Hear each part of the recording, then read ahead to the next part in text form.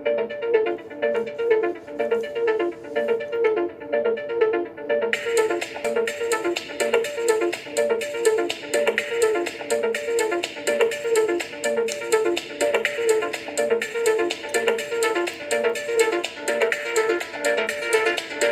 दोस्तों, मैं अनंत Kher love faith में आपका हार्दिक स्वागत करता हूं। आज के वीडियो में है संतान के लिए तथास्तु। यह वीडियो पूरा देखने के बाद आपको मालूम होगा संतान प्राप्ति का रहस्य, जो आपको आज तक किसी ने नहीं बताया होगा। लेकिन आप ये रहस्य आपके दोस्तों के साथ, रिश्तेदारों के साथ जरूर शेयर करना और इस वीडियो को लाइक जरूर करना, जिससे हमें मालूम होगा कि आपको रहस्य का पता चल गया है।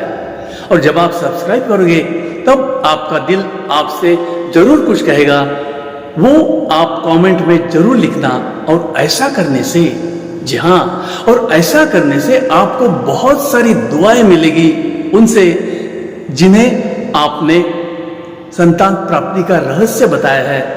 तो लीजिए वीडियो शुरू करते हैं। दोस्तों, भारत में कई धर्म और जातियां हैं। सब धर्म में उनके लोगों के कुछ नियम होते हैं। सभी जातियों में भी ऐसी ही परंपरा है। शादी के बाद सबको संसार में खुशियां मिले, ऐसी ही सबकी इच्छा रहती है। सबकी मनोकामना होती है कि उनको पहले पुत्र की प्राप्ति होनी चाहिए। लेकिन ऐसा होता है क्या? जी नहीं।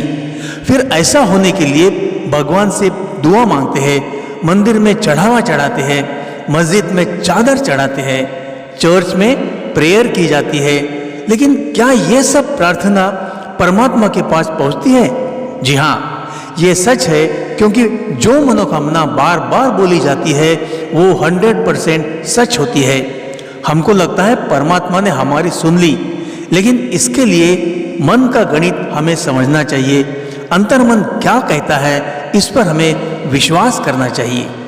सच देखा जाए तो डॉक्टरी के हिसाब से शुक्राणु बीज X और Y का जब मिलन होता है तब लड़के का जन्म होता है, और जब शुक्राणु बीज X और X का मिलन होता है तब लड़की का जन्म होता है। स्त्री के सिर्फ X शुक्राणु होते हैं और पुरुष के X और Y दोनों शुक्राणु होते हैं। इसलिए लड़की या लड़का होने में स्त्री का कोई दोष नहीं होता। यह दोष सिर्फ पुरुष का हो सकता है। इसीलिए पुत्र प्राप्ति का आग्रह कभी भी मत करना। जो भी संतान होगी वो निरोगी, बुद्धिमान और सर से पांव तक सलामत होनी चाहिए। ऐसी ही दुआ करनी चाहिए। आजकल दुनिया में हर क्षेत्र में स्त्रियों का बोलबाला है।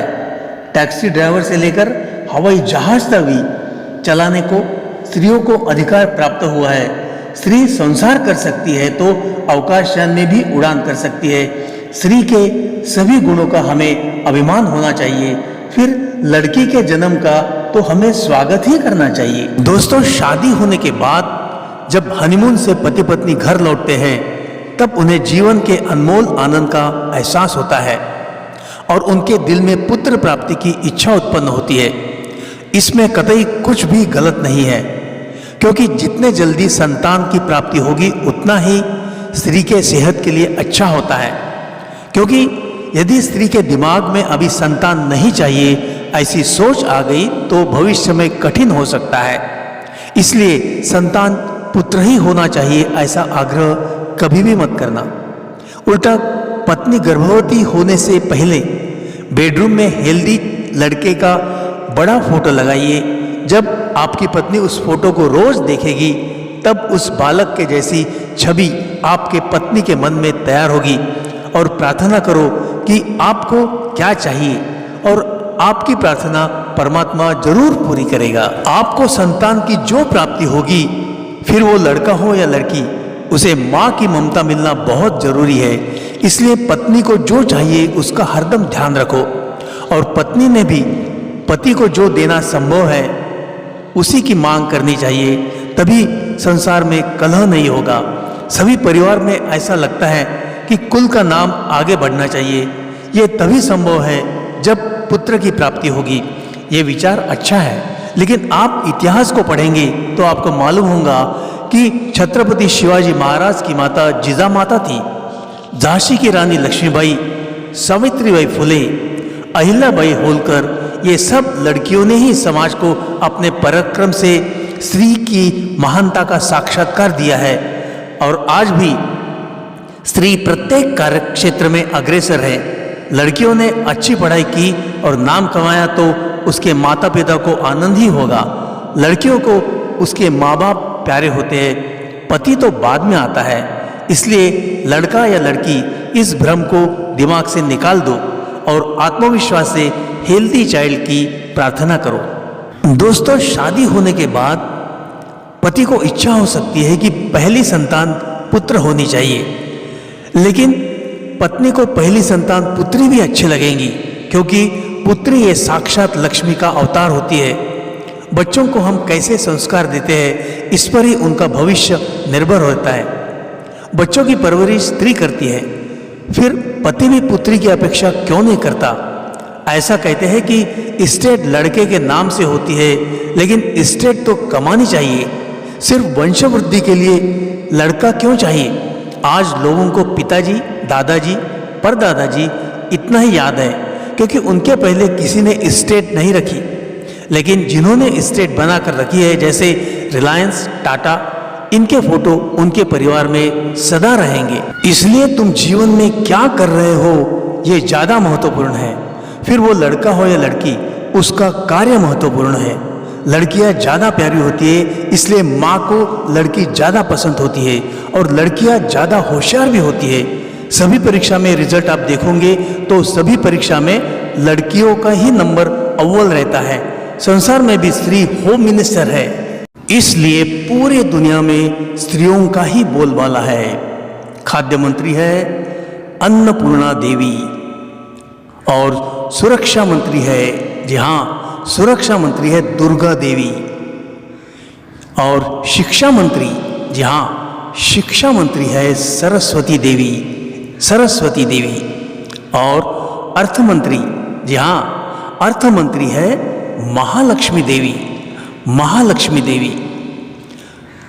उधर अमेरिका में भी स्त्री उच्च पदाधिकारी है, इसलिए सभी पति पत्नी ने पुत्री की अभिलाषा रखनी चाहिए, क्योंकि लड़कियां ही संसार सुखमय बनाती है। लेकिन बचपन से ही उन्हें प्रार्थना के संस्कार देने चाहिए, क्योंकि हमारी सभी तमन्ना पूरी करने वाला वही एक परमात्मा है।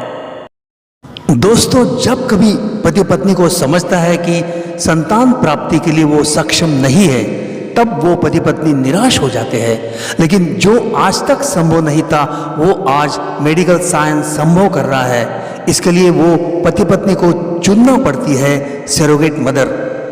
इसमें पुरुष के शुक्राणु लिए जाते हैं और स्त्री का बीज लिया जाता है।